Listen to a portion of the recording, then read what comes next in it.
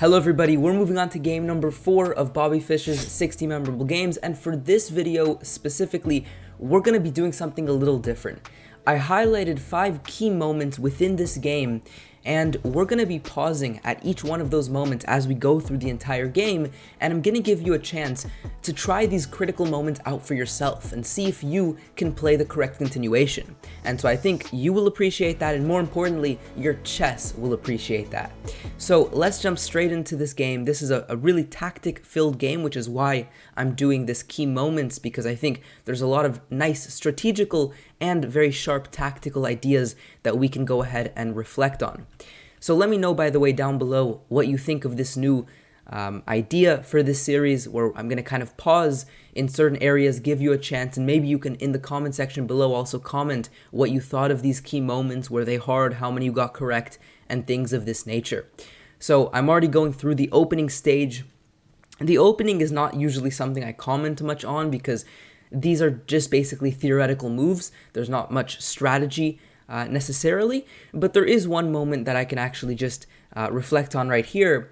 The move Queen c7 was played, which is not the most common move, but it's a very logical one because you want to play the move d5. This is what black is going for and striving for in this Sicilian defense.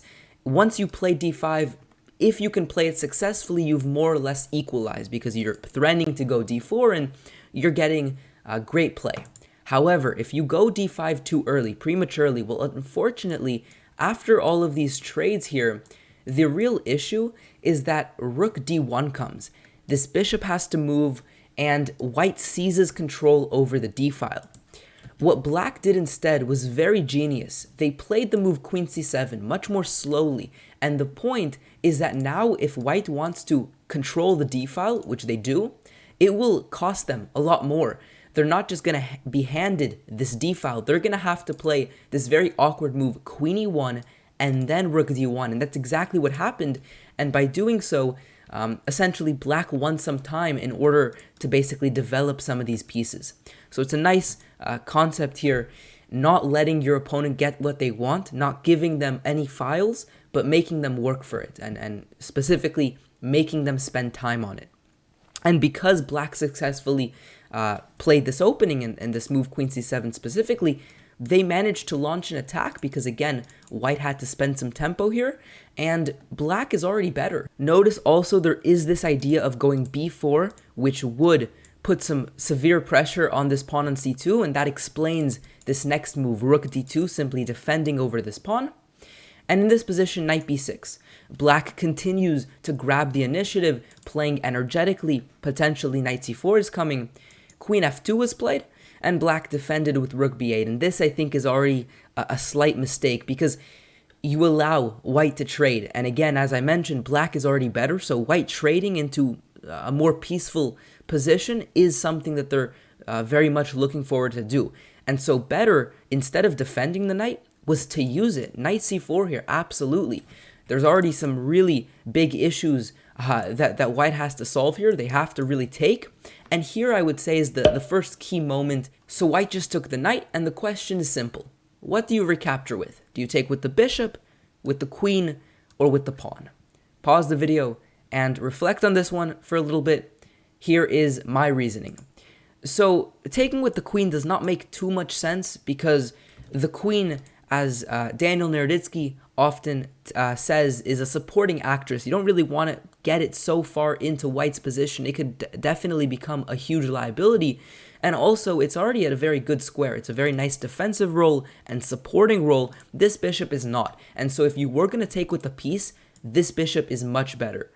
But still, although this is better than taking with the queen, it is still not the most appealing, because although the piece placement is good for some of these black pieces, notice that the pawn structure is now a little bit static.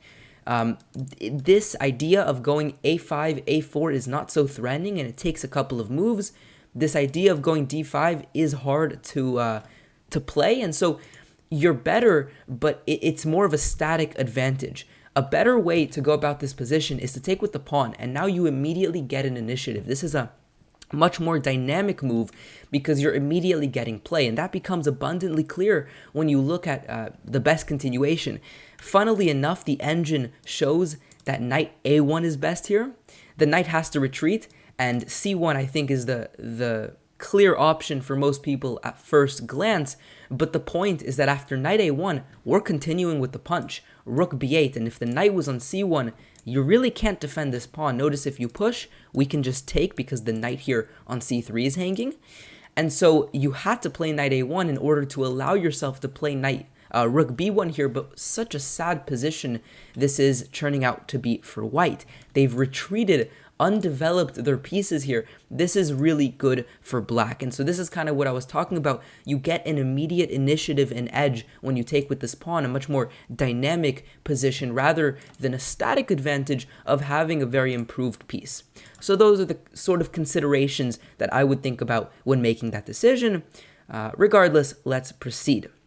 So as I mentioned in the game, this was not played, rook to b8 was played, and we see some trades. The knight hops in, a couple more trades, and bishop f6, both players white trying to grab some space, black improving their pieces, very logical play. The rook comes back into the game. It served its purpose of simply taking the piece, and now it needs to come back and fulfill a more useful role. We have takes, and indeed black is better. You see this bishop is really strong, this bishop has some potential as well, but it's far less lucrative as it could have been if you would have kept the knight on the board and played that move knight c4. So knight d4 is played, we have g6, simply solidifying the structure here. Obviously, this idea of going bishop g7, fianchettoing the bishop is in the air, where after that the king becomes very safe. We have a3, we have a5, king h1, white doesn't really know exactly what to do, and their claim is that black can't make significant progress, which is not particularly true. Objectively, perhaps this is a drawn position, but practically black is certainly still making some headway over here on the queen side, and in fact b4 is played immediately. We have takes, we have rook c2, queen to b6, knight c6, and here is your second key moment, critical moment. What would you play here as black? A much more open-ended question. There's a couple different ideas and moves to consider. So pause the video. Here is the idea. In this position, just for reference, black took, but this really gets rid of all of the pressure. And although, again, black has an advantage and goes on to win this game, spoiler alert, this is not as effective as it could have been with the very genius idea b3. The knight is hanging on by a thread. Notice that the rook is defending it, and now you really put a question to this rook. Notice that if the rook simply returns to d2, well, then we just take the knight and we win a pawn. So you might be thinking, okay, the rook can come to c4 though and defend the knight still, but now you lose this pawn. Again, the power of the two bishops in this position. Simply bishop takes b2. You can consider also first just trading and then going for this variation, but you're basically going to win a pawn regardless of what white does. Either this pawn here that will go to c6 you're going to win, or this pawn here on b2. So this move b3 does in fact just win a pawn and transform the position into a very nice and healthy advantage up a pawn. But this, as I mentioned, was not played, and instead black took, which is indeed worse because although you are still better, there are some clear weaknesses, and as I mentioned, black wins. It takes more to convert this position. You're not immediately up material. We have rook a8 though. Black does try to immediately win some pawns here, and after knight takes, pawn takes, and rook c3, defending the pawn, we have the move rook to b2, attacking the bishop. Here we have rook c7, bishop to f5 was played.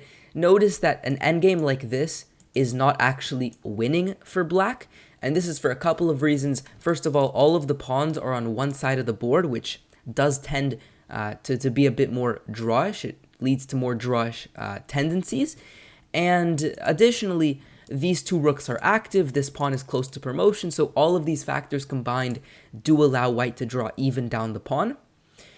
So instead, bishop f5 was played, we have g4, we have bishop e4 check, and some tactics are coming, guys, because after bishop f3, bishop d3, In this position, the move d6 was played, and here there are a couple of things to consider. A lot of pieces are now hanging, there's this threat of maybe promotion, there's the weak king, a lot of factors to consider, so I'm going to make it a bit simpler. I'm going to just direct you and give you an option. So here's the question. In this position, would you take the rook, they take your rook, and then play this move rook b1? I want you to evaluate the resulting position. Is it winning for black? Are the tactical ideas so powerful that white is in fact losing in that position, or is there some defense? So that's basically your question. Do you take here on f1 first? The bishop takes rook, you give away your rook on a8, and then you go rook b1, and do you win that position? So pause the video. If you'd like, you can play this out on a board. I'm also forcing you to practice a little visualization here, but here's the solution. Taking is not the most accurate, and in fact is not good, because after rook b1, there are some severe threats here. This mating threat is quite dangerous indeed. I hope you noticed that. Bishop h3 is mate.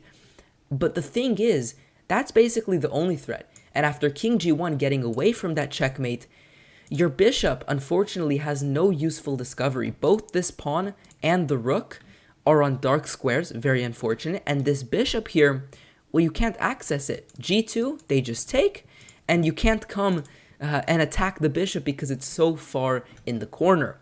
So this tactical idea does not work and is in fact fruitless, and therefore, instead of this, the move rook d8 was played, a much better move. We have rook to e1, and ladies and gentlemen, back to back, here's another key moment. I told you, this gets very tactical very quickly. What is the winning move in this position? And this is important. Notice that in this position, after rook takes d6, white is just going to take the pawn back, and you're winning here. In fact, you're clearly winning, but there is a much faster and, in my opinion, a far more beautiful win. So pause the video and try to find this one. This is really gorgeous. The move here is e4. The point is the following. First of all, if the bishop retreats, we're simply going to take, and now they can't take because of the same tactical reason that I'm about to show you, and so we're up a pawn in a completely winning position. Now, why can't they just take? Well, here is really the gorgeous concept, rook b1, super stunning, and a pretty rare tactical idea. I've only seen this one a handful of times. The point, though, if they take your bishop, you win the rook, you're up material, and if they take your rook, you first take the bishop with check, and later come back to take the rook, and again, you're up material.